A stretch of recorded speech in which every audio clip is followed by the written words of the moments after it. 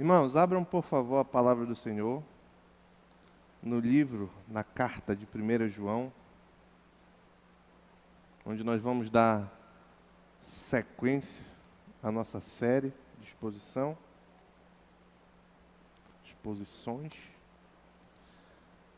Hoje, considerando os versículos 9 e 10 do capítulo 3. Então, abram 1 João, capítulo 3, deixe separado aí com o dedo, pegue a sua Bíblia, deixe separado aí os versos 9 e 10. Sempre que a gente lê outro texto, você fique com o dedo para depois voltar para essa passagem. Para o homem natural, o homem natural, a humanidade de forma geral, o surgimento e a adaptação das espécies, e aqui eu me refiro especialmente espécies de animais, é um tema bastante discutido desde a antiguidade pelos cientistas. Durante séculos, o pensamento predominante defendia uma ideia bem difundida, que todo mundo acreditava, que as espécies eram fixas, ou seja, não sofriam nenhuma mudança em seus corpos com o passar do tempo. Teoria essa chamada de fixismo. Curiosamente, e aqui é um parêntese, tá? Vou abrir o parêntese agora. Curiosamente, atualmente, essa forma de pensar, em alguma medida, é mais compatível com o forte movimento atual da ciência, que defende que todas as coisas foram criadas por um designer inteligente, um ser inteligente que criou todas as coisas. Eu não estou falando de cristianismo, eu não estou falando de Bíblia, eu estou falando de ciência. Muitos cientistas têm caminhado nesta direção. Olham a complexidade do universo e dizem assim, isso não pode ter sido fruto de uma explosão, do acaso e etc. Então eles defendem a ideia de que existe um designer, alguém que criou, que desenhou inteligente. Para nós, é claro que nós sabemos quem é esse designer inteligente, né? Então, essa teoria antiga do fixismo é muito mais compatível com esse novo movimento da ciência do que as ideias predominantes das invencionices evolucionistas de Charles Darwin. Entretanto, fechou o parênteses, agora continuo. Entretanto, no passado, alguns outros cientistas observaram que os animais sofriam algumas mudanças e tentaram explicá-las, chamando essas pequenas mudanças adaptações de evoluções. O primeiro pesquisador a formular uma hipótese a esse respeito foi um homem chamado Jean-Baptiste Lamarck. Eu não sou bom nem no francês e quem dirá no resto do nome. Mas esse era o nome dele, conhecido como Lamarck, que afirmava que existiam transformações nas espécies em decorrências do ambiente, da pressão externa, e isso ia provocando modificações. Segundo este homem, Lamarck, conforme as necessidades apareciam, os organismos passavam a utilizar com mais frequência uns órgãos, fazendo com que estes se desenvolvessem mais do que outros, enquanto aquelas estruturas, órgãos que eram pouco utilizados, se atrofiavam, iam sumindo. Essa teoria, essa lei de Lamarck, ficou conhecida como lei do uso e desuso. Para explicar essa teoria, Lamarck usou o famoso exemplo da girafa. Segundo Lamarck, as girafas tinham um pescoço grande e comprido, porque conforme elas iam se alimentando, os alimentos nas árvores iam ficando mais altos. E elas começaram a esticar o pescoço, e conforme elas esticavam o pescoço, essa habilidade adquirida de esticar mais e mais o pescoço era passada para as seguintes gerações. É como se eu malhasse, ficasse bastante forte, e aí meu filho fosse nascer forte, porque eu malhei muito e fiquei forte. Essas adaptações e essas mudanças para Lamarck, elas eram adquiridas e passadas às gerações futuras pelos pais, né? Pelos genitores. E ele também formulou uma lei, que ele chamou Lei de Herança dos Caracteres, ou seja, características adquiridas. E junto à lei do uso e desuso, com a lei das características adquiridas, formam o que ficou conhecido como lamarquismo.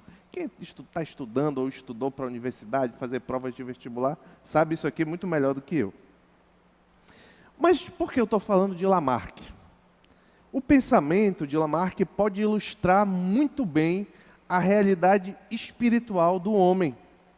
Conforme observamos o nosso uso e desuso em relação ao pecado, e nós podemos interpretar a qual pai nós herdamos as características adquiridas, que é o tema do nosso texto que nós estamos considerando.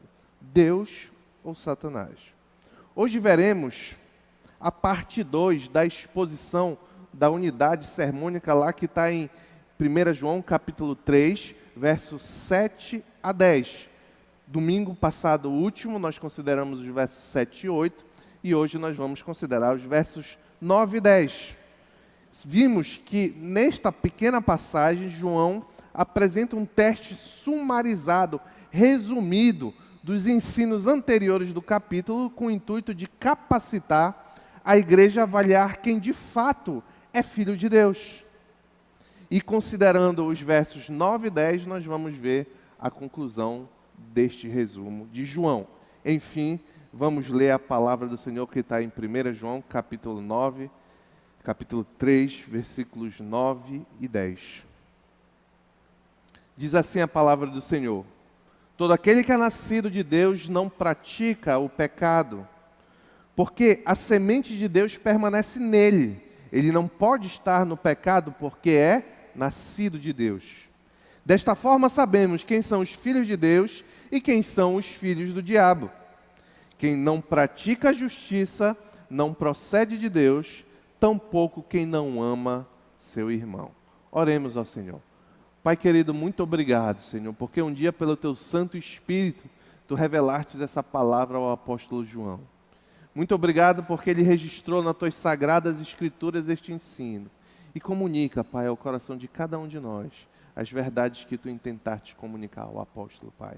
É isso que te pedimos, Senhor, que Teu Espírito Santo aplique em nossas vidas o Teu ensino nesta noite, Pai. Em nome de Jesus, amém.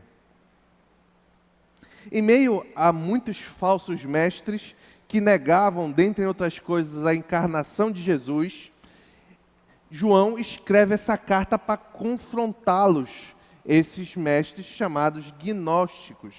Aqueles homens, boa parte deles, aproximadamente a metade daqueles homens, por entender errado a realidade, por entender que Cristo nunca havia sido encarnado, por entender e defender que o mundo material é em si mal e o mundo espiritual é bom.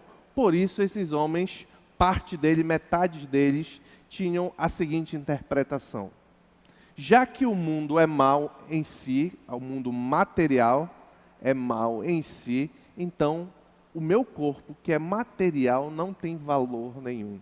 Então eu posso usá-lo como bem entende. Nós sabemos que esse ensino afronta diretamente a Escritura. Pelo contrário, a Escritura, Paulo vai dizer lá em 1 Coríntios capítulo 6 ou 9, não tenho agora bem de memória, que nós fomos comprados, o nosso corpo foi comprado por alto preço, nós integralmente, e que o nosso corpo é o templo do Espírito Santo. Então, além de que, depois da criação, Deus olhou tudo que criou, inclusive o mundo material, e disse: é muito bom. Diante de um erro teológico imenso desse, é claro que o comportamento segue a lógica do erro.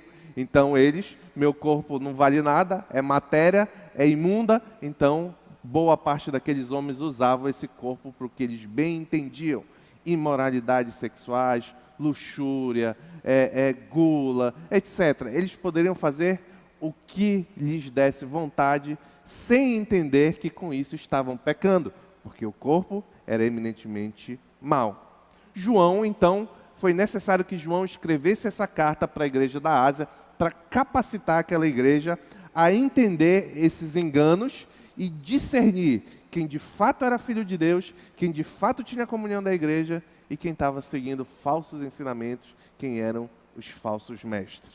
E nesta carta, temos visto aqui ela sequencialmente, vimos que João destacou duas verdades que diferenciam aqueles que são verdadeiros.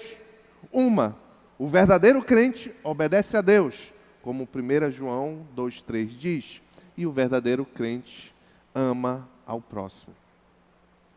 Quando consideramos os versos 26 a 29 do capítulo 2, vimos qual foi a principal exortação de João nessa carta. E a principal exortação foi que a igreja, os verdadeiros cristãos, deveriam permanecer firmes nos ensinos apostólicos, conforme eles haviam sido ensinados e recebido entendimento pelo Espírito Santo quando da conversão. Continuando, quando consideramos os versos 1 e 6 já do capítulo 3, João apresentou a maravilhosa verdade de que os crentes verdadeiros são filhos de Deus, mas destacou que para se averiguar, se auferir esta condição, é necessário observar a relação do homem com o pecado.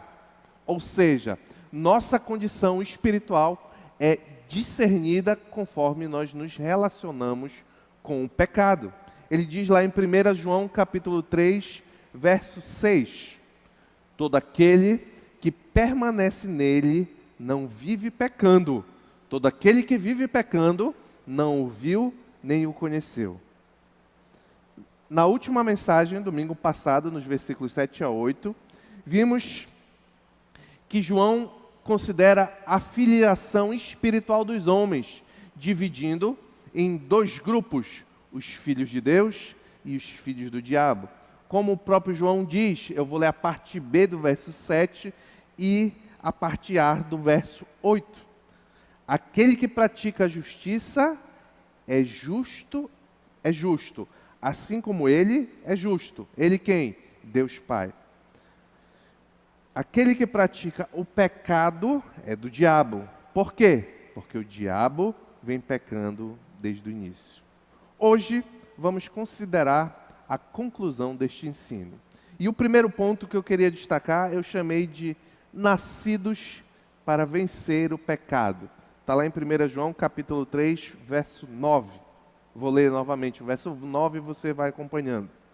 Todo aquele que é nascido de Deus não pratica o pecado, porque a semente de Deus permanece nele. Ele não pode estar no pecado, porque é nascido de Deus. Eu já mencionei aqui que João dividiu a humanidade, nesse pequeno resumo, em dois grandes grupos: os filhos de Deus e aqueles que pertencem ao diabo. No verso 8, João esclareceu que quem vive na prática do pecado, e essa prática aqui nós consideramos bem no domingo passado, é a prática sem resistência, a conformação com o pecado, a amizade com o pecado. Quem vive nessa condição pertence ao diabo, porque o diabo, desde o princípio, vive nesta condição. Agora, na sequência lógica, João vai apresentar a condição do outro grupo, os filhos de Deus. De cara, vemos que o comportamento desse segundo grupo, dos filhos de Deus, é muito diferente daqueles que pertencem ao diabo. Diz lá no início do verso 9, todo aquele que é nascido de Deus não pratica o pecado. Ou melhor traduzido, como quem vai ler na sua Bíblia, se você tiver a revista atualizada ARA. Todo aquele que é nascido de Deus não vive na prática do pecado. Além de um comportamento diferente, um comportamento que busca a santidade, os filhos de Deus, então, esse texto nos revela que eles possuem uma natureza diferente. Por quê? Está bem no início. Porque eles são nascidos de Deus. Essa característica dos filhos de Deus, consequentemente nascidos de Deus, já havia sido revelada pelo apóstolo João no verso 29 do capítulo 2, onde ele disse: se vocês sabem que ele é justo, saibam também que todo aquele que pratica a justiça é nascido dele. É importante você ter em mente o contexto. Aqueles homens gnósticos, eles se diziam cristãos. Eles se diziam fazer parte da igreja. Talvez eles, muito provavelmente não, certamente, eles frequentavam o culto, as reuniões da igreja. Mas tinham esses pensamentos equivocados e, consequentemente, esses comportamentos equivocados. E João está ensinando, no meio da igreja, discernir quem é um e quem é outro. Por isso que ele diz: saibam que todo aquele que pratica a justiça é nascido dele. Ou seja, quem tem comunhão com Deus? Quem pratica a justiça. A ordem dos fatores, neste caso, meu querido e minha querida, é muito importante. Existe, quem esteve no culto aqui pela manhã, levanta a mão, por favor. Uma boa parte. Hoje pela manhã o pastor Raik falou sobre isso. A ordem dos fatores aqui é muito importante. Não é pela prática da justiça, ou seja, não é pelo bom comportamento que aqueles homens eram nascidos de Deus, mas porque eram nascidos de Deus é que poderiam praticar a justiça. Paulo vai expandir e explicar melhor essa realidade em um perfeito paralelo com o ensino de João que nós estamos acompanhando, lá em Efésios capítulo 2, verso 1 a 10. Então, é uma passagem longa, eu vou ler, vou comentando, então acompanhe na sua Bíblia, por favor. Efésios capítulo 2, versículo 1 a 10. A ordem importa. O ensino da Escritura é que os nascidos de Deus podem praticar justiça. E não porque você pratica a justiça, você é nascido de Deus. Olha como Paulo vai refletir essa mesma realidade, mas explicando isso, ampliando mais essa visão. E vou fazer um paralelo, vou encaixar a visão de Paulo aqui no texto de João. Efésios capítulo 2, versículo 1 a 10. Vamos lá. Vocês estavam mortos em suas transgressões e pecados. Paulo aqui claramente está lembrando do tempo em que aqueles destinatários não eram crentes, tá bom? Então, vai em mente com isso. Vocês estavam mortos em suas transgressões e pecados, nos quais costumavam viver, quando seguiam a presente ordem deste mundo e o príncipe do poder do ar, ou da potestade do ar. E aqui o príncipe é Satanás. Olha o paralelo com o texto de João. O espírito que agora está atuando nos que vivem na desobediência, ou em outras traduções, nos filhos da desobediência. 3. Anteriormente, todos nós também vivíamos entre eles, satisfazendo as vontades da nossa carne, seguindo os seus desejos e pensamentos como os outros. Éramos, por natureza, filhos merecedores da ira. Aqui, Paulo acabou de descrever o grupo primeiro que João considerou, os filhos do diabo. E ele continua. Ainda bem que sempre tem um todavia, um mais, um porém na Bíblia, né? Continuando no verso 4. Todavia Deus, que é rico em misericórdia, pelo grande amor que nos amou, deu-nos vida com Cristo. Quando ainda estávamos mortos em transgressões, pela graça vocês são salvos, Deus nos ressuscitou com Cristo. Olha aqui, olha o nascer, nascer de Deus. Aqueles que João diz que são nascidos de Deus, são esses que foram ressuscitados com Cristo. E com Ele, com Cristo, nos fez assentar nos lugares celestiais em Cristo Jesus. Por qual razão?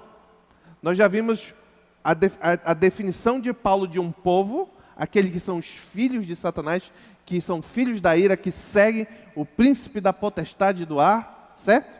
E aí ele diz que todavia Cristo fez com que muitos fossem ressuscitados, nascidos de Deus, então, em Cristo Jesus. Mas ele diz a razão na sequência. Para quê? Para mostrar nas eras que hão de vir a incomparável riqueza de sua graça, demonstrada em sua bondade para conosco em Cristo Jesus.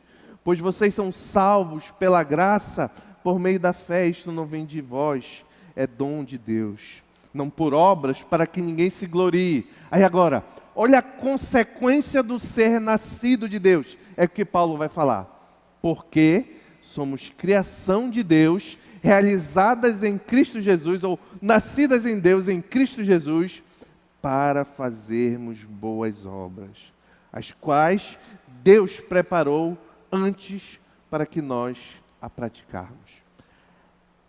Este texto encaixa perfeitamente, expande a ideia para mim e para você do que João está querendo ensinar.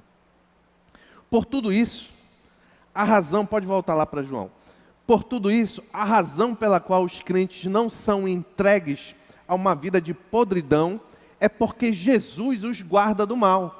Porque Jesus os separou para a boa obra. Porque Jesus, enquanto eles estavam mortos em delitos e em pecados, os transformou, se entregou por eles. E o Pai, eu digo Jesus representando Deus Pai, Filho e Espírito Santo, nos transformou para que nós então andássemos nas boas obras, que o que João chama de prática da justiça. É Deus quem nos guarda do mal. O próprio João, em 1 João, avança um pouquinho lá para o capítulo 5, vai dizer no verso 18, eu estou lendo este verso na tradução da linguagem de hoje, nova tradução da linguagem de hoje, que eu acho que fica bem claro. 1 João capítulo 5, verso 18.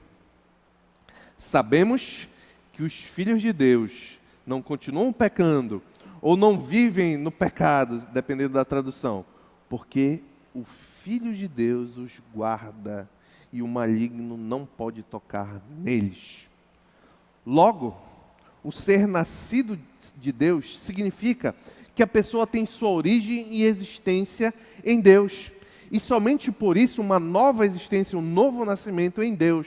E somente por isso é apta à prática de boas obras ou justiça final. Mas você deve estar se perguntando, pastor, mas tem muitas pessoas que não são crentes, que fazem coisas boas. Ajudam um, ajudam o outro, são corretas, bons empregadores, bons empregados. Você pode citar vários exemplos. Eu tenho vários exemplos de pessoas que não são cristãs e que têm um bom comportamento moral. Mas a Escritura Sagrada faz ela é um pouco mais profunda para definir o que de fato é bom. Nenhuma ação em si é boa. Toda ação, para que seja de fato diante de Deus bons frutos, prática de justiça, ou mais simplesmente a boa, é necessário a motivação correta. Aquele que não ama a Deus, aquele que não se entregou a Cristo Jesus, aquele que não crê, não é nova criatura, separado em Cristo Jesus, não é capaz de fazer as boas coisas com a motivação correta, porque ele não ama a Deus. Lembra que todas as coisas são feitas para a glória de Deus. É por isso que nós lemos aí em Efésios que os homens foram separados não por obras, para que ninguém se glorie, porque a glória final é sempre de Deus. Então o crente transformado é o único capaz de fazer aquilo que de fato agrada a Deus, porque ele tem no coração a motivação correta. Logo, ser nascido de Deus significa que a pessoa tem sua origem e existência em Deus, e por isso é apto para a prática de boas obras ou justiça, como Jesus ensinou. A árvore boa não pode dar frutos ruins, mas também a árvore ruim não pode dar frutos bons. Na sequência, João vai ensinar uma realidade muito importante sobre aqueles então que são nascidos de Deus. O que ele vai dizer? Volta lá para o nosso texto. A semente de Deus permanece nele. Aqui, João se refere ao princípio da vida divina, que foi implantada no coração do crente quando da conversão, o que nós chamamos de regeneração. Quando você foi convertido ao Senhor, quando você ouviu a pregação do Evangelho, creu verdadeiramente, se arrependeu dos seus pecados e professou fé verdadeira em Cristo Jesus, você só pôde fazer isso por causa dessa semente, dessa transformação, desse agir sobrenatural do Espírito Santo no seu coração, que lhe capacitou. Aquele que era cego, agora pôde ver. Pedro fala sobre isso, lá em 1 Pedro capítulo 1, verso 23. Diz: vocês foram regenerados, não de uma semente perecível, mas imperecível, por meio da palavra de Deus, viva e permanente. João está ilustrando aqui essa regeneração, utilizando-se de um quadro da reprodução humana. Isso, se você ler esse texto lendo semente, levando em consideração semente de árvore, você não está lendo conforme a ideia de João. A ideia de João aqui é de semente do homem. O sêmen carrega a vida e transfere as características dos pais aos filhos. E por causa disso, o comportamento do filho deve refletir o comportamento do pai. É o que Pedro vai dizer de novo em 1 Pedro capítulo 1, verso 14. Como filhos obedientes, não se deixem amoldar pelos maus desejos de outrora, quando viviam na ignorância. Muito embora os crentes permaneçam tendo uma natureza influenciada pelo pecado, o que João está querendo ensinar aqui é que deve prevalecer na vida do crente a nova natureza. Ou seja, a vida que ele tem nascida em Cristo Jesus. Somente a semente de Deus foi plantada no coração de todo aquele que nele crê. Como consequência disso, a despeito de quedas eventuais, o proceder conforme o Pai deve ser visto na vida do cristão.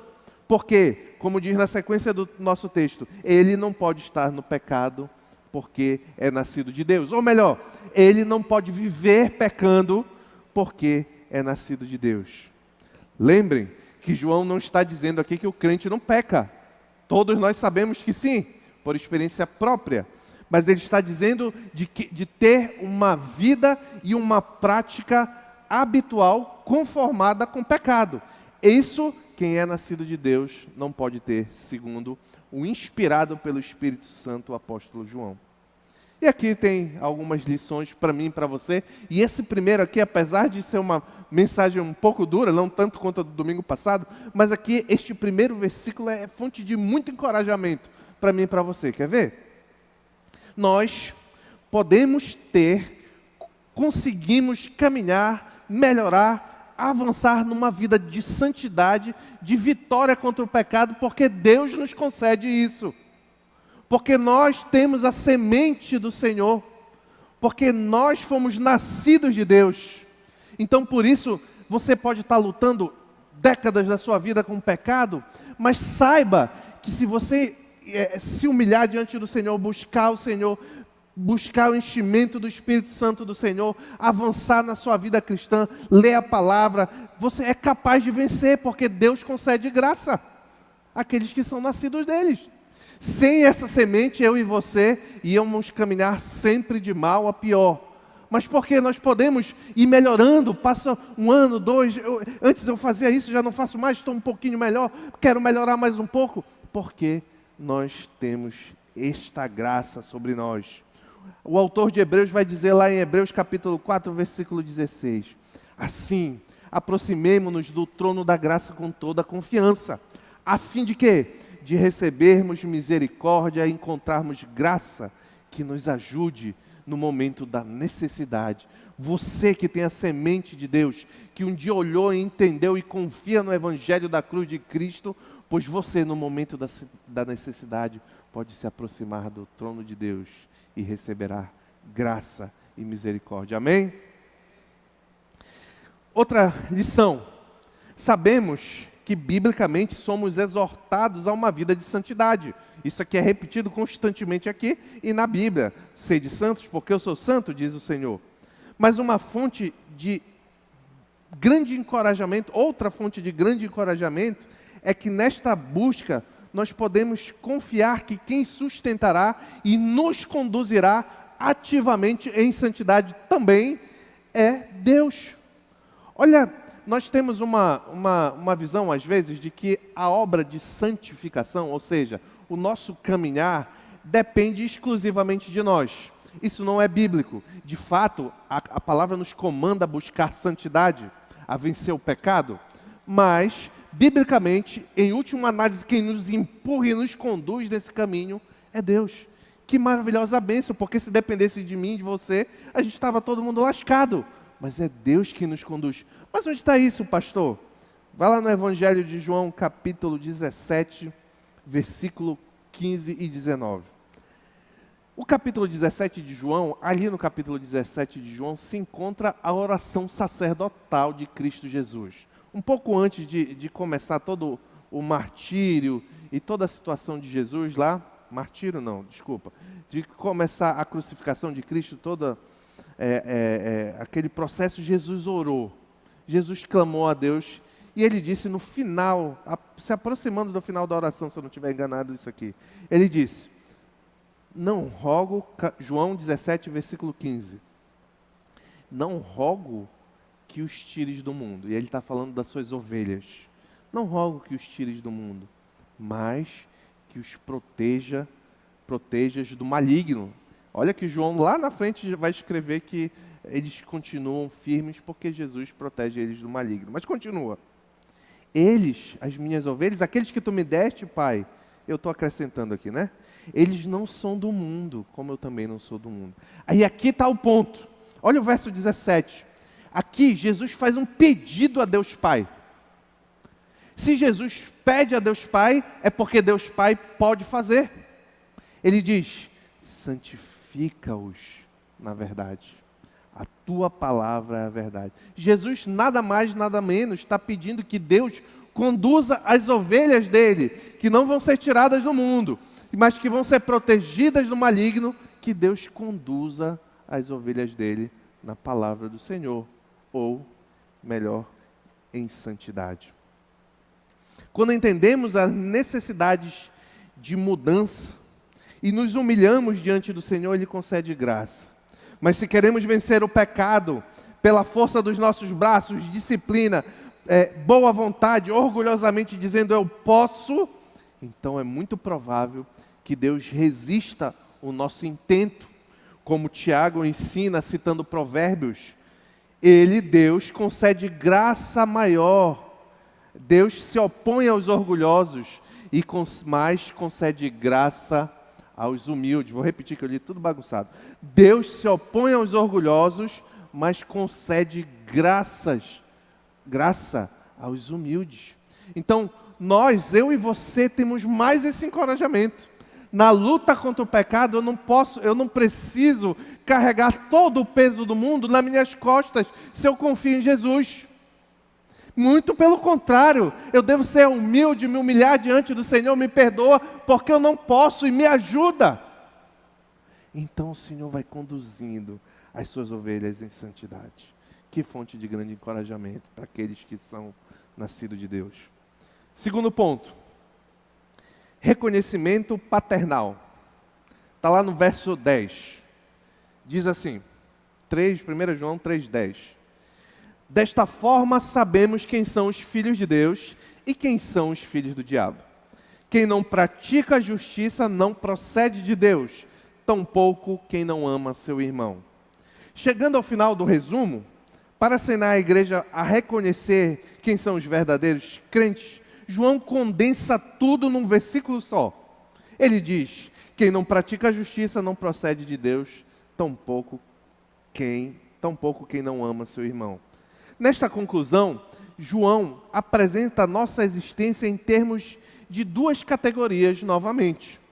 Ou você é filho de Deus, ou você é filho do diabo.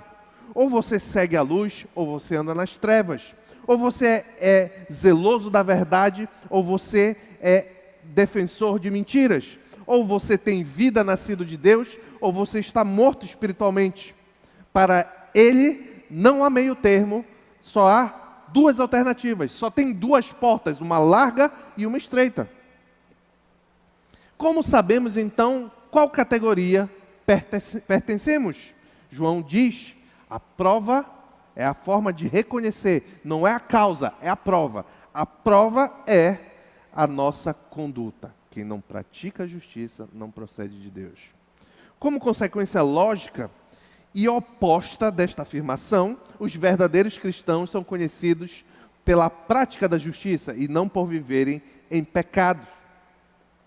Aqueles falsos mestres gnósticos que pregavam imoralidade, ensinavam heresias, claramente eram filhos do diabo. Aqueles outros da igreja a quem João se dirige como filhinhos, eram aqueles que, ainda neste meio conturbado, adotavam a prática da justiça.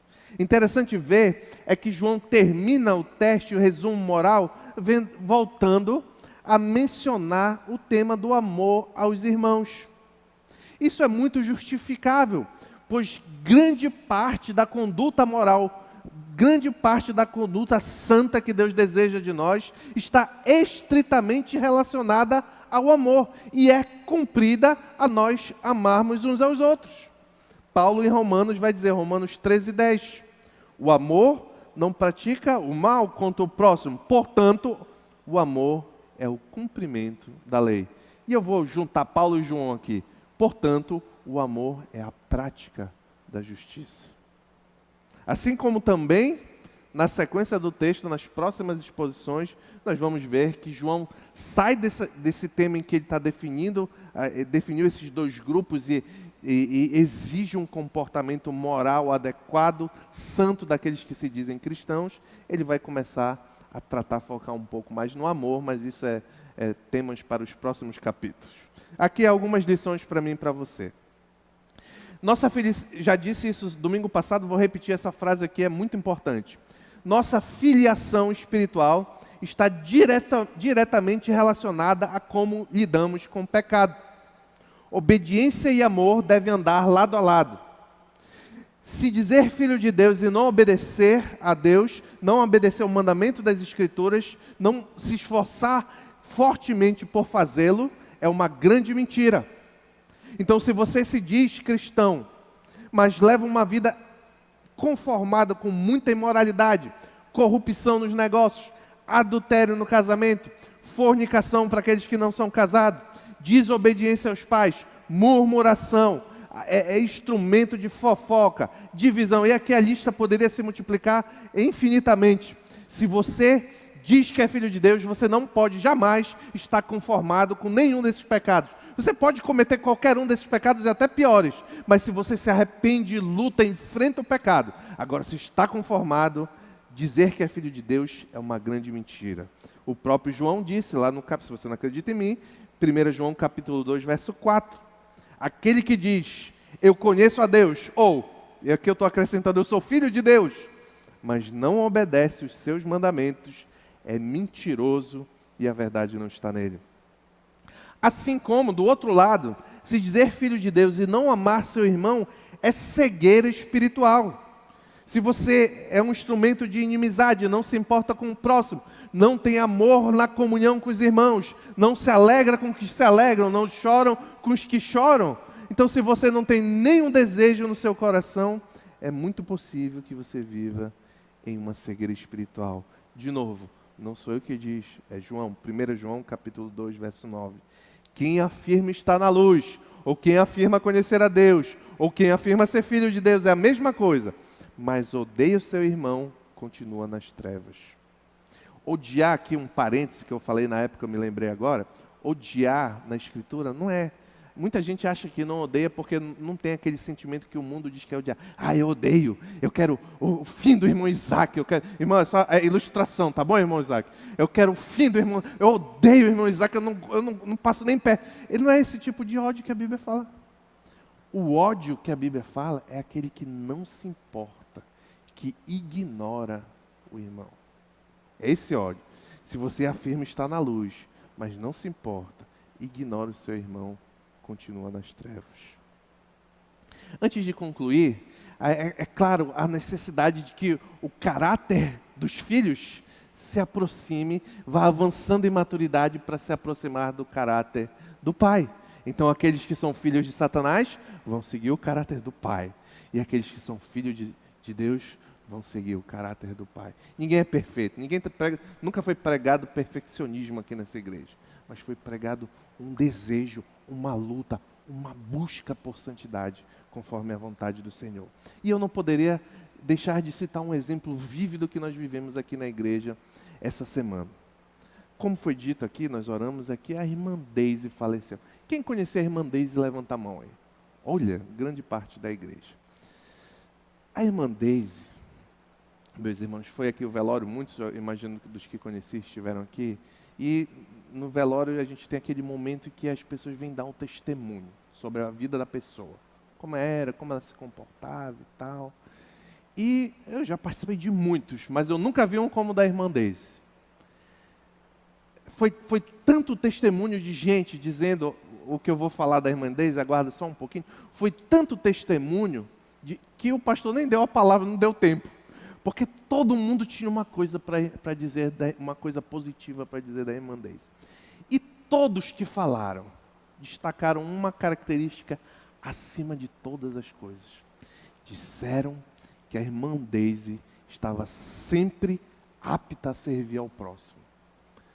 Vou repetir. A irmã Deise estava sempre apta a servir ao próximo. Consequentemente, aquele que está apto a servir ao próximo, está amando ao próximo, tá bom? Está obedecendo e amando. Então, eu fiquei pensando, hoje, e essa mensagem eu escrevi antes, mas eu fiquei pensando, e não podia deixar de citar a irmã Deise, como ela foi avançando, e no final da vida, o exemplo que ela deu foi o mesmo do Pai. Ela é o exemplo de Cristo, de Jesus dizer, eu não vim para ser servido, eu vim para servir e dar minha vida por muitos. Olha aí, o filho na conduta, a filha na conduta, mostrando o comportamento do Pai, a prática da justiça. Por que a irmã Deise faz isso? Porque ela era especial, a irmã Deise, mas não em si, era especial por o que Deus fez nela. E o mesmo Deus da irmã Deise, eu creio que é o Deus de a maioria de nós aqui, se não todos. Então nós devemos buscar, assim como... Olha, eu fiquei encorajado, incentivado a melhorar. Porque eu disse, no dia que eu falei assim, eu quero que pelo menos uma metade fale que eu entreguei a minha vida, que dei testemunho de mim à semelhança do meu Pai que está no céu. Que essa seja a minha e a sua vontade, amém? Concluindo, é interessante ver como as leis de Lamarck, em alguma medida, se aplicam à nossa vida espiritual. Pois o uso e desuso do pecado em nossa conduta irá revelar as nossas características herdadas e, consequentemente, a quem é o nosso Pai, seja Deus ou o diabo.